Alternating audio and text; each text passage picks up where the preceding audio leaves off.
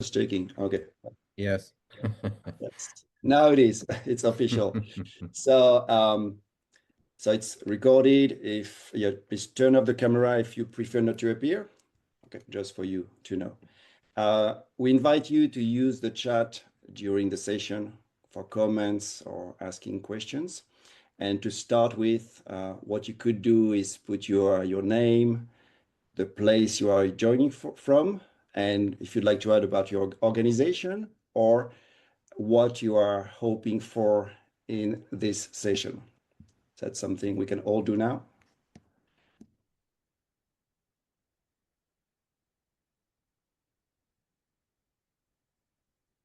Okay.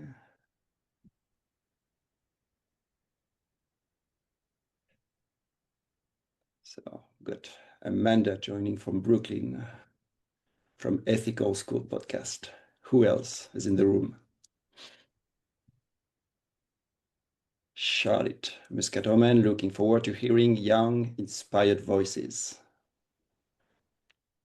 How about the rest? Where are you joining from? I'm joining from Spain, north of Spain. Juan from Buenos Aires. Excited to learn from our guest here. Yeah. New Jersey. Of course, people from Green School Bali. Ranson from India, Augusta International Foundation. Looking forward to learning something new. Okay, nice. I invite you to read the rest of the messages so that you can place everybody on the map. So, just for you to know that we'll send you the summary and all the necessary links after this session. All the recordings from our first series, Nature, Place, and Education, are at our webpage, and also we also share that on the chat. So today we'll hear from Green School Bali, then open for dialogue and gently move into small breakout conversation. And finally, we all come back to share together in plenary. So today is the first of two salons in this series called Learning to Citizen, Tales of Youth, Voice, Agency, and Care. Our second is on May 30th with Brotherhood Sister Soul, New York City. All the register details will be in the chat and will be shared again at the end. Now, a bit about supporting us, supporting this initiative. So these salons are free to attend. You can pay what you can. We suggest $25 for this session or $40 for both. And if they've been useful for you, please consider supporting so we can keep on inviting voices like these into the room. The link will also be shared in the chat. And if you find this series useful and inspiring, please spread the word, and so that we can reach as many like-minded and like-hearted people across the globe. Okay, Charlene. Thank you so much, Emmanuel. And thanks for those important notices and the very warm and calm welcome. I love Emmanuel's energy. And so I'd like to take this moment to acknowledge our team that made this happen before we dive into the really good stuff. So it's going to be a really quick introduction because we want to hear the youthful voices in the room. So I would like to first introduce my co-facilitator, Juan. Juan, say hi. Hi. And then we have Amy. Is Amy in the room? Hi, Amy. John. Hi. Hi, John. Shirley. Hi. David, of course. Morning. And everybody knows Emmanuel. We've heard him. Welcome, everyone. And Amanda as well. Amanda, say hi. Great. And me, I'm Charlene. And so we are all extremely passionate educators and creatives coming together to build a community that is at heart educating for the world we want. And you can find more about us as a collective and the work that we've done so far on our website, edfortheworldwewant.net. And Amanda has shared that link in the chat. So over to you, Juan. Thank you, Charlene, and welcome everybody. Thank you. Welcome. So in our first series, we kept returning to a question about what does it mean to learn in relationship with place, with nature, and with each other. And we heard stories from Argentina and India that showed us what shifts when education grows from context and trust instead of merely content delivery. And we learned that education stops being something we transmit to become something we actually live. And I would add that we live together in relationship. So this new series builds on that foundation and takes up a vital invocation from educator Deb Morrison to meet agency where it lives. We begin with what people care about and then the places they inhabit. And so today and on May 30th, for the next session, we are here to honor learners and teachers who already are doing the work of practicing care, enacting citizenship, and learning how to regenerate their worlds. And we're particularly grateful today for our friends and students at Green School Bali. We will meet two of them in a moment. And I will wait to introduce them or for them to introduce themselves. But this is why we call the session Learning to Citizen, Tales of Youth Voices, Agency, and Care. So we're very grateful to Benjamin, who is the head of the upper school, that's the middle and high school, and strategic lead regenerative education at Green School Valley, and two of his bright students, Manon and Scarlett. Welcome. Benjamin, perhaps you can quickly introduce the Green School Valley as well as Manon and Scarlett. And for those of us listening, please continue to bring in questions and comments to the chat so that we can then unpack them. And at the end of the presentations, our speakers will address some of your questions. Yeah. Welcome. Thank you. Thanks so much. It's always difficult to introduce the Green School Bali. I'm Benjamin, as Juan mentioned. I'm the head of upper school, and I'm also very lucky to be teaching or guiding the Greenstone program, which is our 2-year capstone that goes from grade 11 and grade 12. And Scarlett and Manon are both grade 12 students.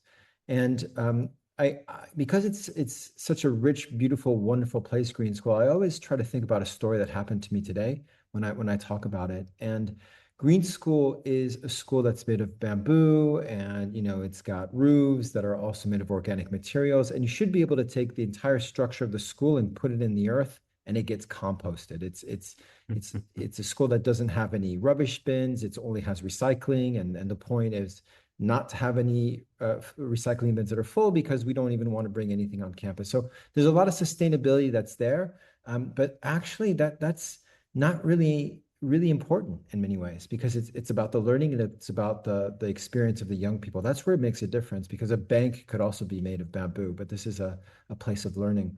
And so what happened to me today was the national principal, the high school national principal, who's doing her PhD, is working, and she asked me today, so what performance metrics do you use in order to assess the school? And we don't have that. We don't have SATs like in the UK.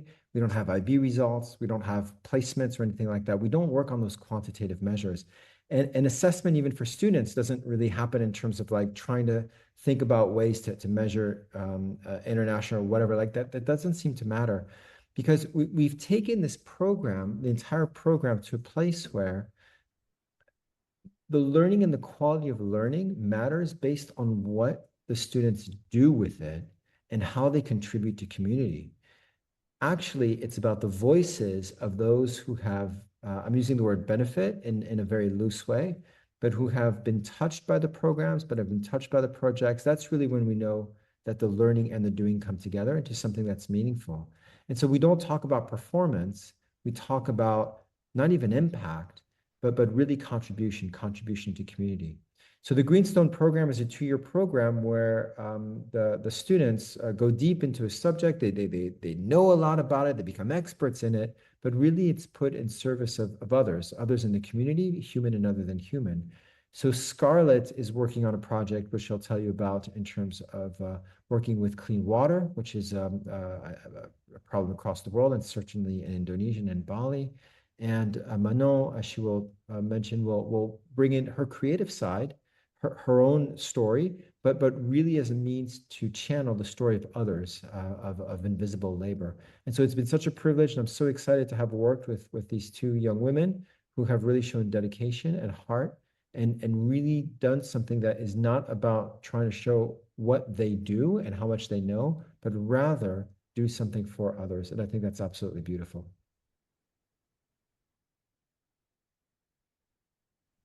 Great, thanks so much, Benjamin. And so I'd like to pass it on to Manon and Charlotte and give them a choice. Who would like to present first? I don't mind going first. Okay, all right, great. Over to you, Scarlett. I'll just start now. So if I go over like the time, you can just cut me off because I might forget when to stop speaking. So okay. Anyway, I'll just start by giving like a 1 sentence of what my project is. It basically addresses the connection between access to safe drinking water and plastic pollution in Indonesia.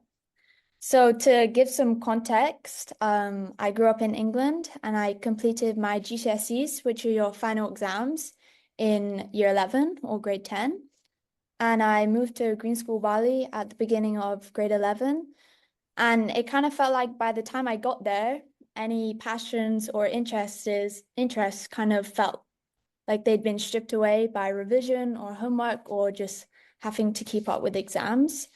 So when I got to grade 11, I had a little bit of an issue on figuring out what I wanted to do for my project, since Greenstone is a passion project. So I figured out that I wasn't going to just wait for some interest or some passion to come along. I felt like that would take a bit too long. So I ended up speaking with John Hardy, who is the founder of Green School Bali. And he mentioned to me an issue that surrounded plastic waste from a company called Aqua, which is it supplies a lot of the drinking water in Indonesia. And that's really where the initial idea for my project began, about access to safe drinking water. So the first thing I did in my project was deciding to build a recharge well. If you don't know what that is, it's basically a well that replenishes groundwater in the events of flooding or heavy rainfall. And in Bali, it's often pumped up for access to water. So you filter it and then they drink it. But the reason I built this in Bali in particular is because there's a large issue on groundwater scarcity due to over-extraction, often from tourism. And it means that the reliable option for access to water is often taken away since it's dried up, the well is dried up and they can't do it. So they often turn to plastic, which obviously is a huge issue here. So as I progressed through my project, I didn't want to just stick to one recharge well. I kind of started realizing that I didn't want to just have a one-time solution for something. So I ended up trying to think of a way to make a more long-lasting impact. And that led me to writing a petition, which was a call to action for access to safe drinking water in Indonesia, since I thought the best way to try and help this huge issue of access to safe drinking water is not by just that one recharge well, but trying to make a bigger difference at a higher level.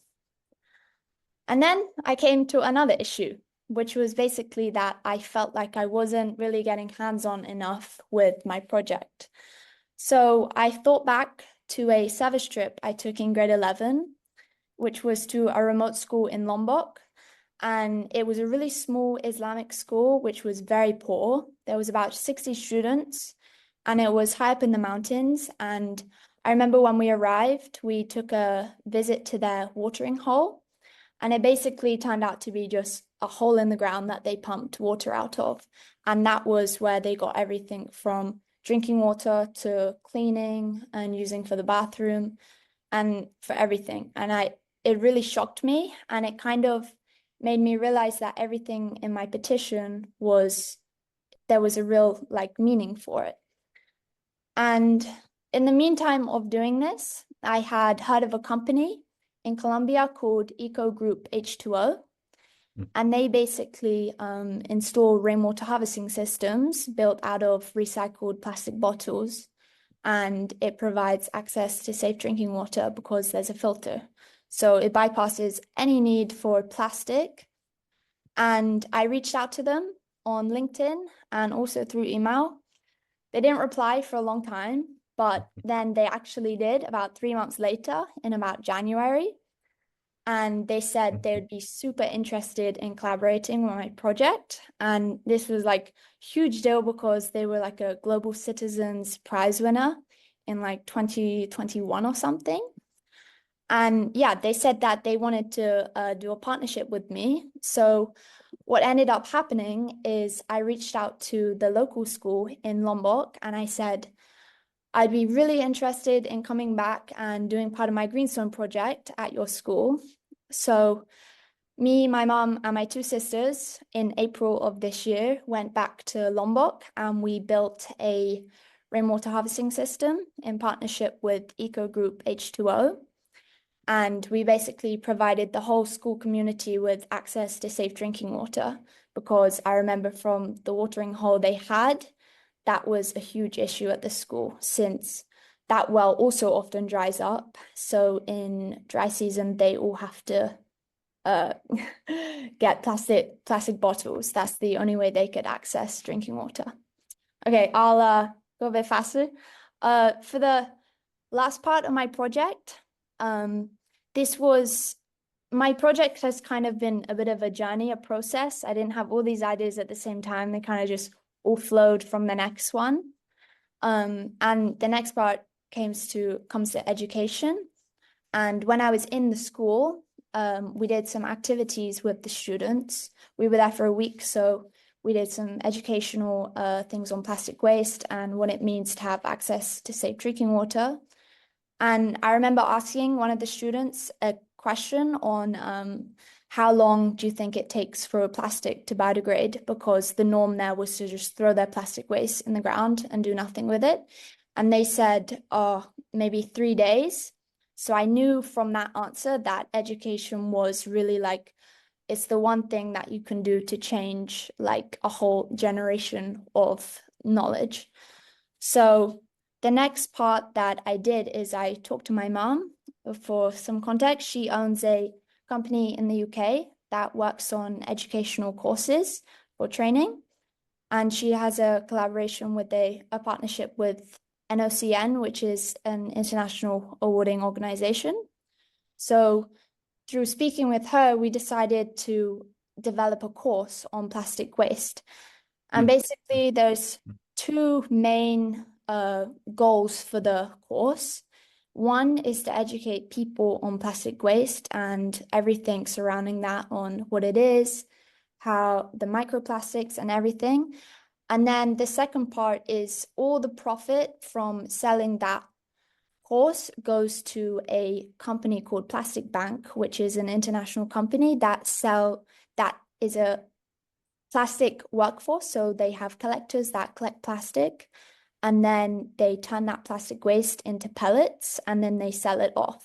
So all the profit from the course will go to Plastic Bank to like upskill their workforce. So there's more plastic collectors, meaning more plastic out of the environment.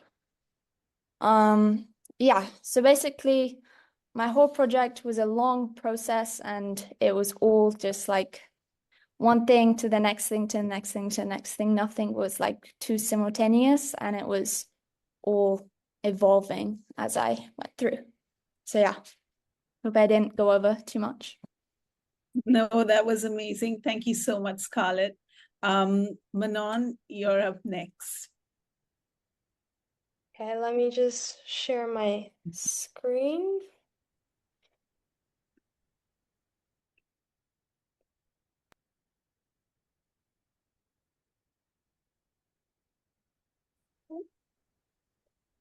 Okay, so hi everyone, my name is Manon, and my Greenstone project is called Who Makes Your World? And I am structurally exploring labor invisibility and the informal work sector in Bali.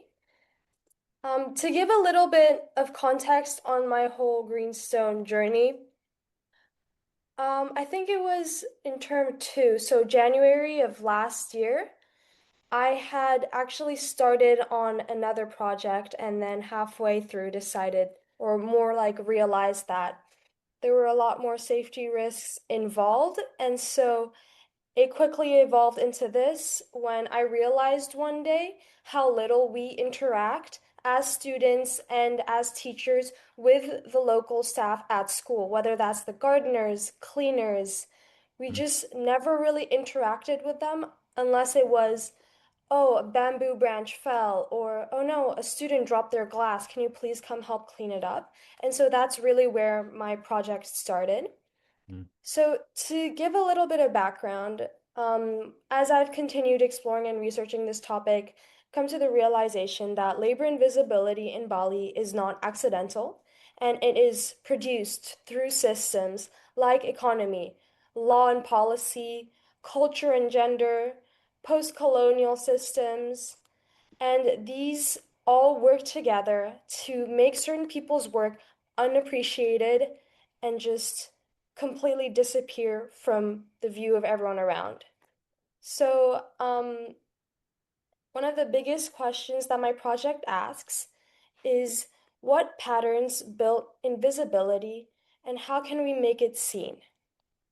To get a little bit of background context, Bali's workforce consists of 2.74 million people, and around 60%, so around 1.6 million of these workers, work informally, sustaining a $10 billion tourism industry without recognition. So that means without written contracts, no union protections, and no social security, which also means no health protection, no job protection.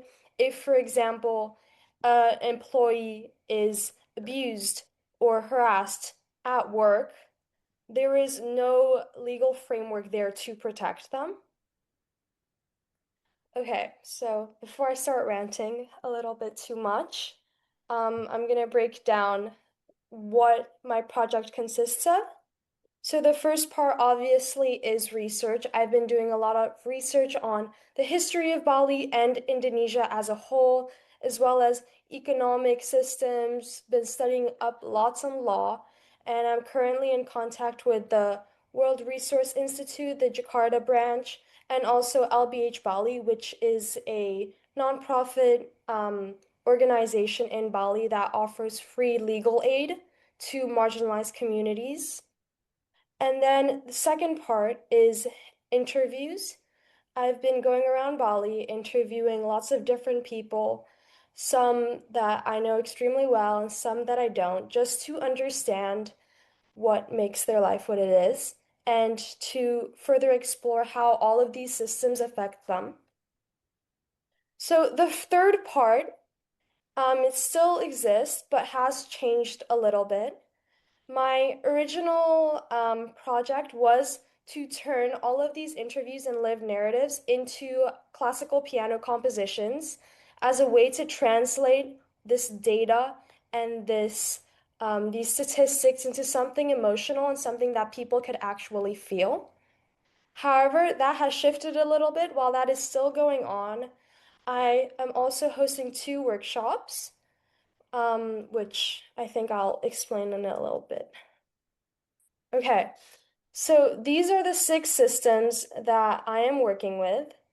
I don't know if I have much time really to go in detail, but the further and the more I've explored this, the more I've realized how it is all interconnected.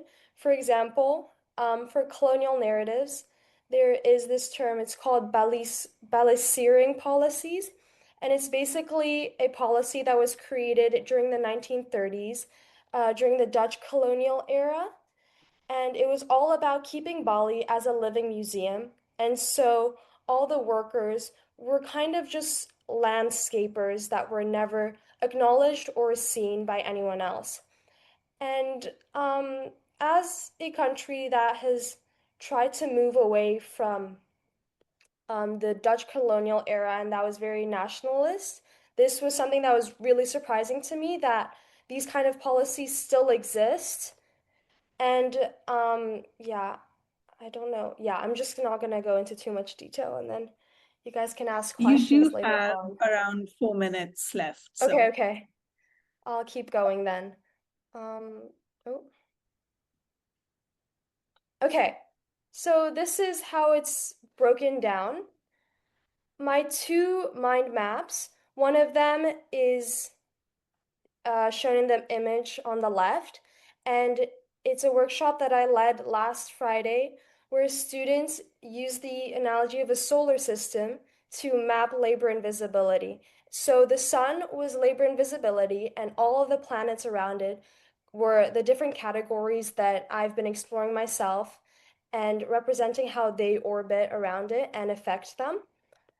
So all the students in groups were asked to paint their planet depending on how they thought that it should be represented. For example, someone drew economy as a fire with trash all around it, kind of as a symbolism of the destruction that it can cause. And so the next part, as I mentioned earlier, were these worker interviews. And then I've been working with one of my teachers, Ibu Penny, and she's my Balinese collaborator. And so she kind of reviews all of my information that I'm receiving, reviews how I'm framing sentences, what I can say, what I cannot say, and what would be viewed as offensive or inoffensive. So for this, I've also been planning a second workshop that will be happening with parents later on. And it's basically it'll be something like this. This is one of my images, and it will be on big pieces of paper where in groups, parents will, by themselves, map labor invisibility and find all of these interconnections.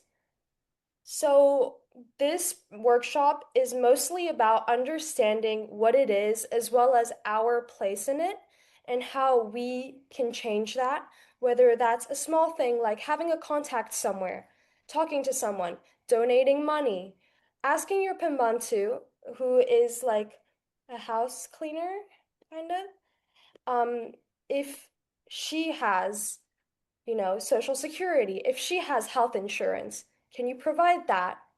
There's just so much that we can do as individuals. So this parent workshop is really about encouraging them and trying to help them to see all of these blind spots.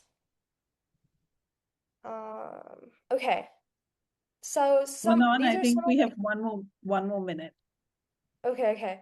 Okay, so I won't explain too much about this, but these are some of the key facts that I wanted to highlight because I think they are, well, the most important and really kind of show and emphasize how all of these are interconnected, like gender and culture and balancing, and how did these Dutch policies connect with maybe the gender norms now. And so there's lots of different things to explore. And so these are kind of the steps that I've been working on. And the parent workshop will be coming in the coming weeks, as well as a website where all my information and my music will be available, and a little black book, which I am handing down to a student in 10th grade, which will include all my statistics, information, data, contacts, everything, so that they can pass this on and hopefully bring this up to government, because I truly believe that the only way to truly make change is, through structural reform and policy making. Yeah. Thank you. Wow, thank you so much to both Scarlett and Manon. You have given me so much hope for the future. It's amazing. I feel so much better. Superbly inspiring. And so I'd like to ask you both a question after seeing this amazing work that you were able to create, that you're passionate about. What was the support that the Green School gave you in order to find your voice and connect your interests and passions in the real world? Right? This is not theoretical. So what was the support that the Green School gave you? I don't mind going first, Manon, if you want. I would say really when you start Greenstone in grade 11, you really are given the choice to do your project on literally anything you want. I mean, you can do it on your passions, your interests, on anything that you think is worthwhile. And they really like support you and help you brainstorm ideas, especially when I came in grade 11, I didn't really know what to do for a long time. And it was through speaking to teachers all the time that it gave me like ideas on what to do. And especially now with my teachers, they're always there to like support you and reassure you when you're struggling or you think that your project's not doing too well or anything. And they keep pushing you to do better and try and just like not give up. So I would say just the support from all the teachers is all you need. Thanks, Scarlett. Manon? Yeah, to add on to what Scarlett said, I think it's kind of this unconditional and like never-ending encouragement that we get from all of our teachers, not necessarily only our Greenstone teachers. I think in 1.5 years, I've never once felt judged or stupid or weird for changing my project so many times because obviously they do understand that that's just how it works. But they've always been there to deepen our understanding, ask better questions. And so I do think it's that kind of never-ending support that has allowed us to grow so much. Great, thank you. And that's about, it's amazing that you have this support to produce these projects and impact the communities that you live in. But I want to ask, is there something that you learned about yourself and what you feel by going through this process at the Green School?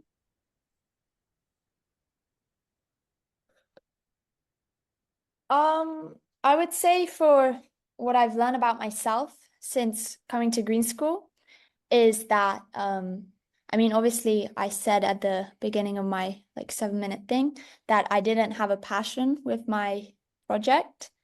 And at the start, I was like kind of embarrassed and like, oh my God, I don't have a passion. Like everyone loves surfing or they love music or all these things.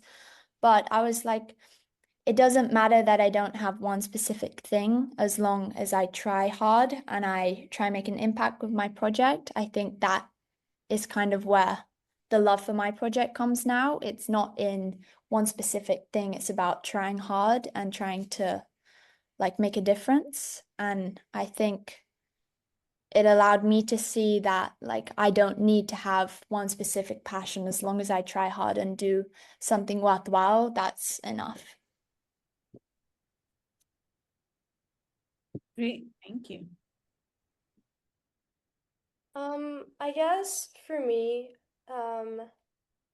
it was a lot more about the topic that I was exploring itself. So throughout all of this time where I was, switching and changing up my project, I realized that basically the one thread that was connecting everything was this interest in studying policy and in structural reform and policy as a way to make positive change.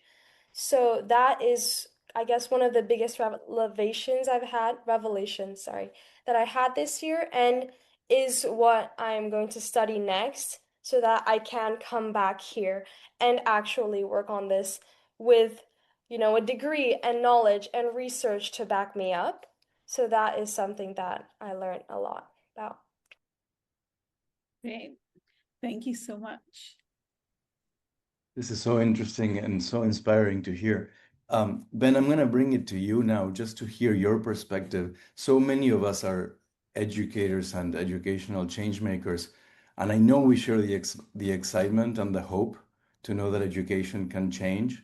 Could you share a little bit about how you at the Green School Bali create opportunities within the curriculum and the practices and the cultures of the school to allow for such experiences to flourish?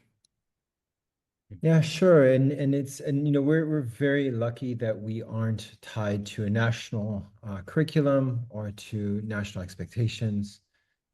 We are able to work within our structure. So in the IB, you still have to have exams. We don't have that. We look like an American school. We have credits, same Carnegie credits as everybody else, but it's what we do behind the scenes that really matters. And really, for a project like this, it is the culmination of the Green School experience. So I saw there was a chat, what do the other grades look like? Well, in grade 5, there's a Footprints, which is their capstone. In grade 8, there's Quest, it's their capstone. And this year we'll even have a kindergarten capstone. So it's throughout the experience that they just, we cultivate a culture where students are we're able to advocate, they say things, we encourage, we listen. We have a student association where they design policies. So throughout the experience, they're able to participate in the shaping of the community and shaping of the school. And when you're a young person who feels that you're actually not just like, I don't like this expression, student voice. It means nothing to me because student voice doesn't matter if no one's listening. And when Malcolm X said, you can be at the table, but it doesn't matter unless you're a diner, that's kind of how we see it. So we just really cultivate those experiences. And then when it comes to the Greenstone time, we say, look, it's not about you. Like even passion projects are words that I don't like, because it's not about you. It's about like, how do you show up and how do you participate and how do you create space within a community, whatever that might be, in order to make it a better place, make other lives improved. So it's really a tightrope for me, because on the one hand, I have to support, like they say, but on the other hand, I have to have really high expectations, and I have to say that's not going to cut it. That's not actually what this community needs. This is not about, doing little things. Like we have a role to play here and stories to tell, and you are capable and able to rise to the occasion. So the culture starts very early on. And I think that any school, even just to conclude, any school, no matter what they're tied to, can't start to flatten hierarchies and start talking to young people like they're actually like human beings. And it starts with, taking that oak desk and getting rid of it and sitting with the students in a circle in your classroom. It starts with, inviting them to actually create policies. And it starts with giving them the confidence to say, I can do whatever. And that's when you start to have projects that are amazing, because they know they can, because they've been advocating for years, and they know that their participation matters. Thank you so much.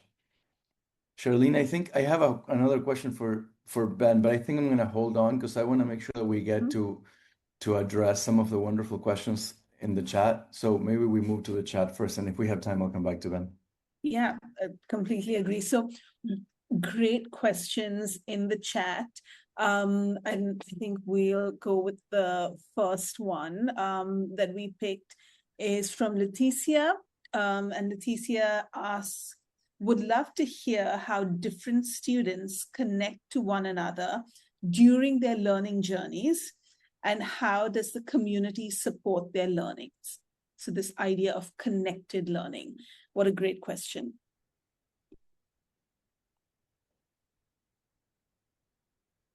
So sorry. Ben, I think. Sorry, is that for us or for? Yes. Yeah, that's from your perspective, Manon, or Ben's perspective, or Scarlett's perspective. I think as a grade, Over the past few months, we've kind of just taken inspiration from each other. For example, my friend Haruto, he's also creating a systems map, and but on a completely different topic, and he's exploring surfing and the surf industry, or so I think that all of our projects kind of help each of us individually to get inspired by certain aspects or just, getting new contacts, getting new ideas. Because we are so many people, there's so many different perspectives. And so every single person we talk to, we kind of hear a different thought from. So yeah, I think that helps us a lot. I'm going to jump in from a little bit behind the scenes very quickly. We do things like we launch these projects. We try to bring everybody together. We say that it's part of the experience. If it's the culmination, then it becomes something. I mean, this is a whole class, right? It's not something that we do on the side. So we have a lot of opportunities to come together.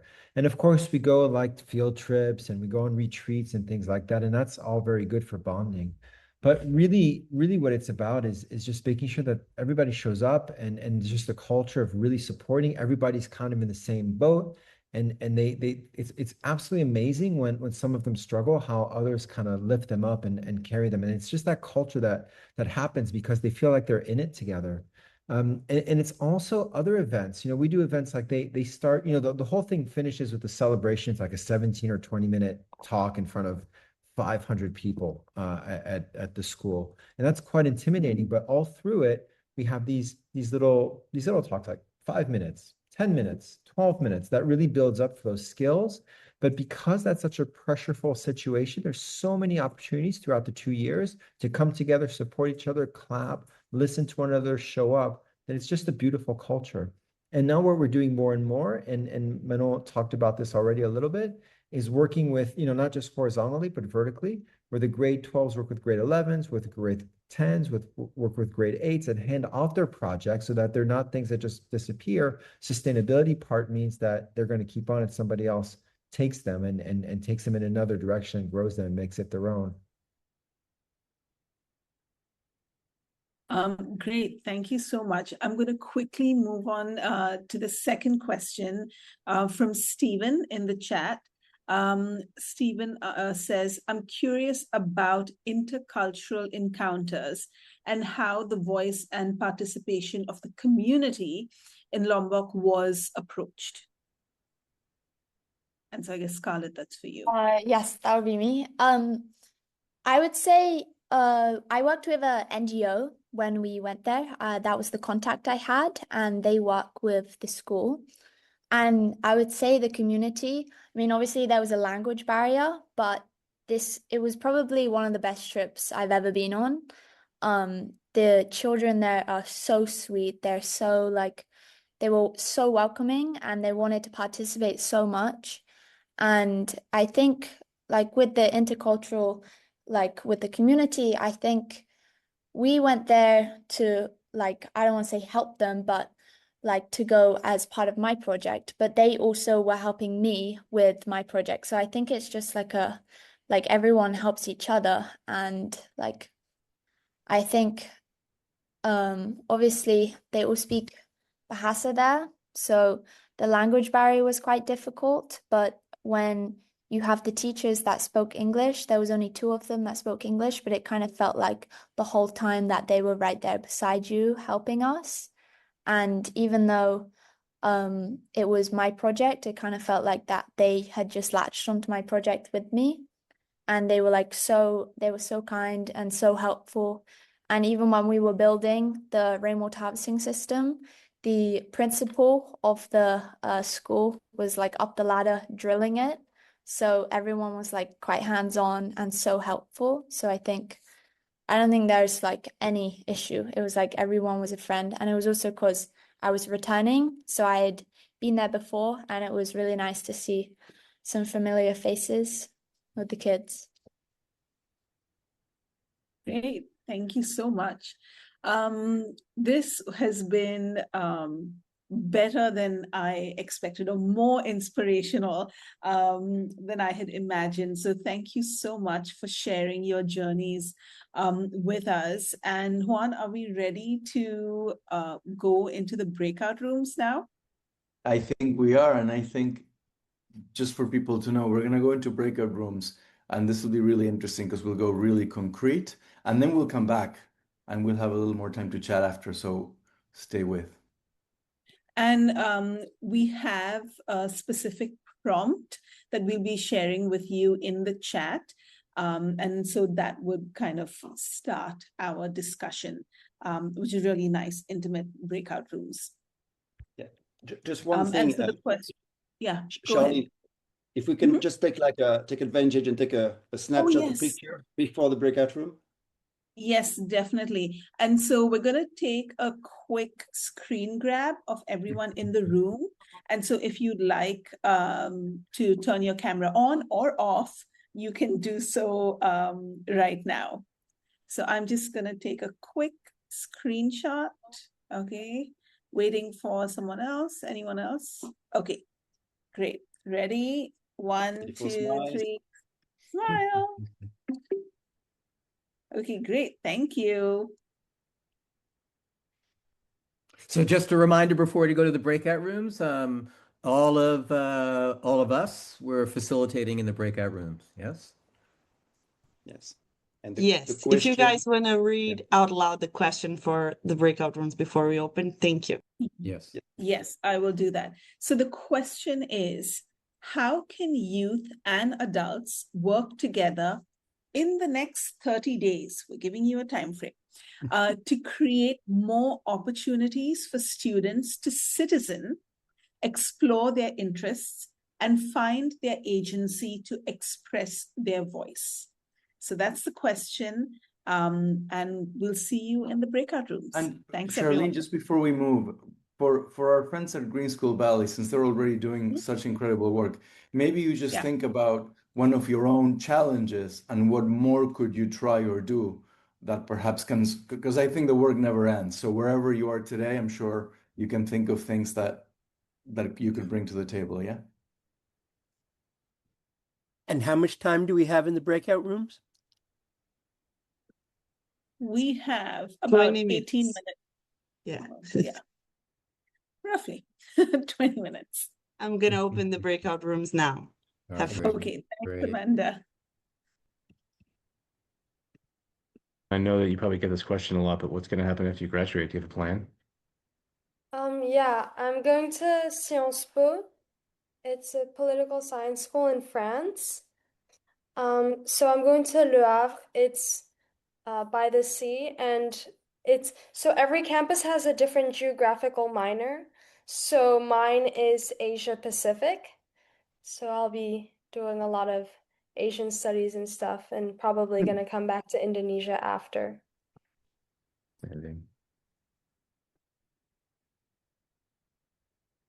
Great. Welcome back, everyone. I am sure that the breakout rooms were alive with inspiration, trying to figure out how we can and what we can do where we are in the next 30 days. And so I would open it up to the facilitators in each of those rooms to kind of just summarize perhaps some of the key points from your group discussion.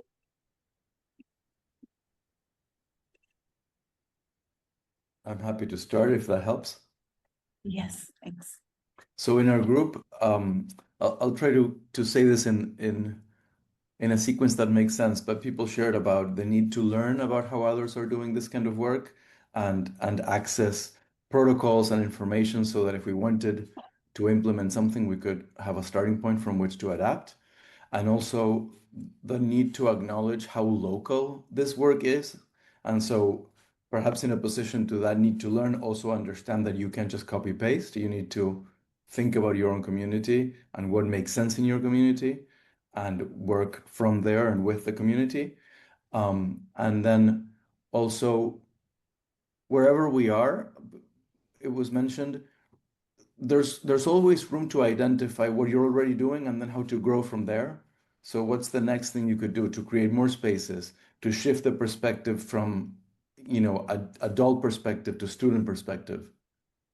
And finally, change doesn't happen overnight, but it begins with imagining what that can look like. So initiate the right conversations with the right stakeholders, whether it's families, students, leaders, faculty, staff, to think about those zones that seem more uncomfortable and how can we move towards that uncomfort or discomfort to imagine a different future. Great. And all those Thanks, things could happen in 30 days. Obviously. Great. At least they can start, right? Well, Amanda, what about your room? Well, Who was I'm gonna let John speak because I got there halfway. Okay, great, John. Well, Ransom was talking about a project that he's working on to try to connect young people with, for example, say with engineers who are doing things, and he was talking about just the complications, especially he was saying, in India with the different languages, the different classes, the different all the differences of how to get people to be able to communicate with each other, and to make those kind of bridges. And he's sort of struggling with that. And then Benjamin was talking about how, following up on the students' work. So, for example, around the issue of labor invisibility, is when that's so embedded in the society and so embedded in the culture, how do you break that down and do people want to break it down? Either not just in terms of a project, but, is, for example, you can't necessarily assume that the workers necessarily want to have relationships with the students, just as you can't assume that the students want to have deep relationships with the workers, and that sometimes, in fact, somebody who does become embedded in both cultures can feel that they don't belong at this point to either one, which can also be an issue. And that it's just sort of, he was saying, sometimes it's just a matter of small things, like people saying hello to each other when they see each other, and trying to figure out how you can make this be on a long last or sustaining basis. So it wasn't so much solutions that are going to happen in 30 days as in both what Ransom and Benjamin were saying, is just recognizing and sort of naming the difficulties and being aware of them, and then trying to work from there. Yeah. Great. Thanks, John. What about the other room? David, do you want to give a summary of our discussion from our room? Oh, you're on mute. How unusual. There were two really, I think, salient points that came out. One is an extraordinary resource that is called, and I think it's in the chat now, Ecoversities. I won't even take a stab at explaining it, other than it seems to be a marvelous archives for all kinds of informal learning opportunities and self-directed learning happening outside of formal schooling. That's one thing. And then the other, and that's really, I think, a really rich resource. And the other is what Alfred shared with us and the work he's been doing for some time in a really interesting Dominican community called Washington Heights in New York City, and the work with youth. But in particular, a questionnaire that high school students have designed that opens up the conversation of the things that they care about and want to become involved in. So that's basically what I take from from our group. You want to add Yeah. anything to it, Charlene? I do. I think, and both Alfred and Leticia work outside of an educational institution setting, and they work with communities. And something that came up was the not only being able to identify individual passions and voices, but also creating the environment through safe community spaces to allow that voice to be heard, grown, and kind of nurtured, right, in order for action to happen. So those are the kind of things that I realized in our conversation, and how important that is in providing agency and a sense of citizenship, is that my voice also belongs to the community and vice versa. Mm-hmm. Did we miss out on any other group? Any other group needs to report out? Yes. Yes. Briefly. Yeah. Thank you. Well, Scarlett was with us, so she gave us more information about how the Green School gave freedom to choose within the school different project. Told us about a session around feedback about the school, how the school really listened to the students, about their role, about in terms of policy making, and how they truly care. And then Jane, who's now working on creating a high school in Bronx, asked a key question, I think, is how to work with younger people in under-resourced context, so different contexts where there is not that support, and how to present options to those kids in different contexts. And then Sam mentioned something that appeared in the chat before, and we are going to share it again from Alfred, a great message on the chat, and it seems that we've got perhaps a working circle, an action that is being born out of it, as Jane and Sam have started to work out the next step to connect with this place. So I don't know if Jane and Sam, you'd like to say something about it, but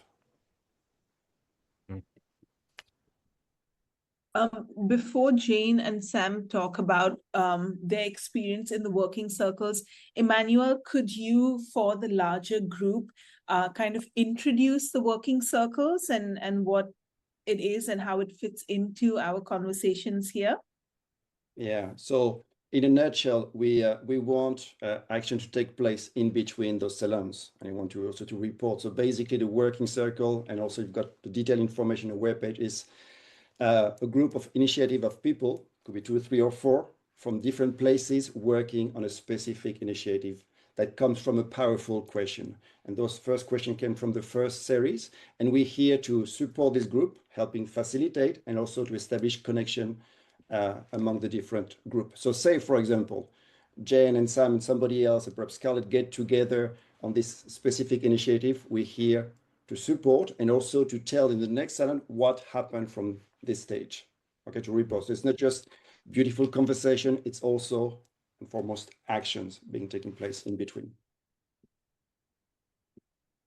Great. Yeah, go ahead. Yeah, no, I would love to be able to collaborate with Sam and Scarlett and Alfred on New York initiatives around civics and student initiative. Wonderful. Great. And thanks, Amanda, for sharing the link in the chat to our previous circles, right? The working circles. Awesome. So on that link, people can understand how they work and see the working circles that already exist and how they could suggest a new working circle. So we're almost at the end. We just have 5 more minutes together. And in that time, I would like to ask one more question to Manon and Scarlett, if you would allow us. Is what advice would you give to other young people looking to find their voice and agency? And also not just young people, but perhaps what advice would you give to people in general, whether no matter their age, to help young people find their voice and agency?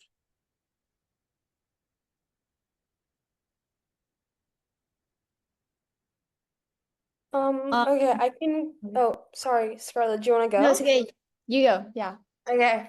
So, I'll answer it in two parts.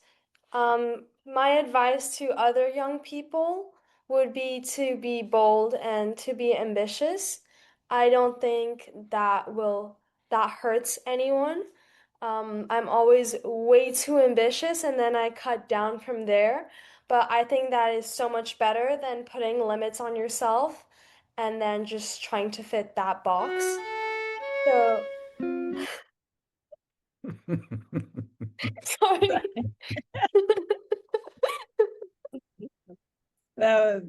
That's just very enthusiastic, David. Continue, Manon, please. And then my advice to, was it everyone else or to older or Yeah, adults? to I guess the other people, whether older, same age, who come in contact with young people, right? So let's just say, just to make it clear, your teachers, educators, adults in your life. I feel like it's quite hard in green school because they do so well to encourage us all. But I guess something would be kind of not to think of students as like stupid or inexperienced. I think that that's something that's very hurtful. And so my advice is to kind of um, always encourage and never talk down because, like I said before, ambition is good unless you're like trying to take over the world. But ambition is good, and so I think teachers trying to cut down on that would do more harm than good. Great, thanks, Manon. I'll Scarlett? just add on to what Manon was saying about students and teachers. I think this is one thing I had never experienced before with the student-teacher relationships at Green School. They are like they're kind of like nothing I've seen before. There's more like friends and supporters mixed together. It's not teachers then big gap below students. They were kind of on the same level, but also like respect and all that. But you really are like, that really try to be on an equal level with you. And I think it pushes a student to want to engage more because they feel like they're not going to be shut down or just like disregarded if they come up with a point. And I think it's a huge thing to be able to speak your voice and not feel that fear of being like pushed down or pushed away. So I would say that's my advice for teachers. Not that I'm an expert or anything, but I would say that, not thinking like you're better than students or more smart or anything, but yeah. Great. Thank you so much, Manon and Scarlett. And yeah, Juan, would you like to close us off? Thank you, Charlene. I just have to thank you all. Thank Benjamin for opening the doors to Green School Bali. Thank all of you for being with us on this salon, and particularly Scarlett and Manon. It's been so inspiring, thoughtful to have you, and I just want to spend more Saturdays listening to the experiences of young people all over the world who are doing wonderful things. And I think I speak for everyone. We wish you all the best. Just a little house closing, perhaps. We will share a Menti for you to fill out before you leave, and this is quite important for all of us who organize these salons, so please fill out the Menti. And we hope to see you on May 30th, same time, I think. Can Charlene can confirm if it is the same time? No, it will not be the 11:30. same time. When will we 11:30. make it the same time? If we could make it a different time, you will just someone please post it on the chat so that I don't confuse everybody. Yes, May I'm 30th. going to. And finally, if you enjoy the conversation, we invite you to share about our next salon so that more people can join, more people find out. We love what we're doing, and we're so inspired every time we have a Saturday salon. And I think that's all from me. Again, thank you all so much for joining us today. Okay, I can't share the image of the next talk because of admin permission. So I think, Amanda, you'll have to do that before everyone leaves. And the Menti link is in the chat or not? I would have to share it now. The idea was to do it now, so I can share the Menti now. Yes, please. Yeah. Yeah, so we can do it just a moment.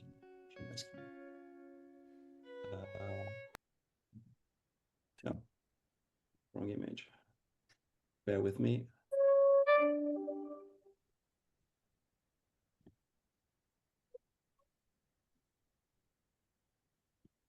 Even now we can't hear your music. Can you see my screen? Yes, we can. Okay, so the idea you can so you either enter now, it's now on menti.com and enter the code, or through the QR code.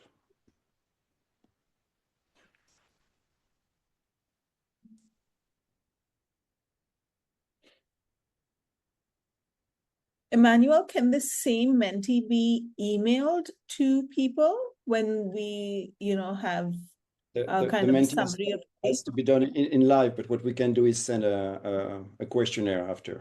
That's okay, a Google form. Yes. Yeah. So shall we proceed with the Menti or Google form? Well, right now we have 11 people. Is that what it says in the corner there? Yes. Okay. So let's continue. Okay. Well, Right. yeah. So this is why we're doing it to help understand what's working well and what could be improved. So here, some people already answered. Okay. So what is the length of the first breakout room? Here, just right. Okay. Still need 3 more answers if you want to answer now. And if not, we can move to the next one. Okay, what topics or questions should we explore more deeply next? Okay.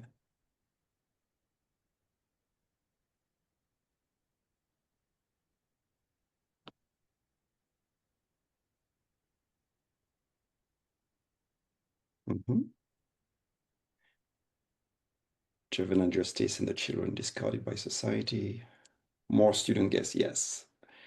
Impact as a solution to deal with AI in schools. Student voice is a beautiful topic. Navigating risk-taking for educational leaders is a necessary prequel.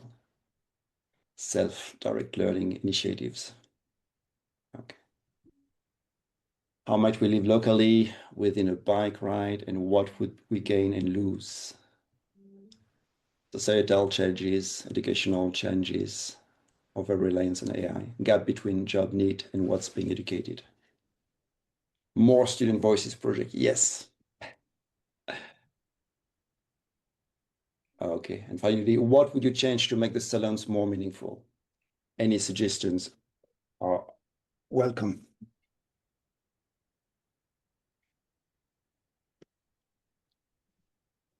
Yeah, I think it seems to be clear. We want to listen to more students' voices. Yes.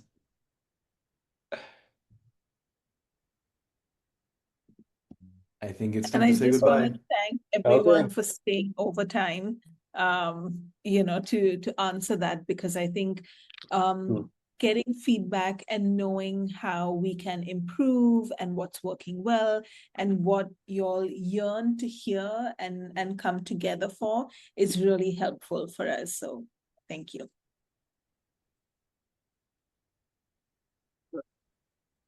A beautiful day to all of you.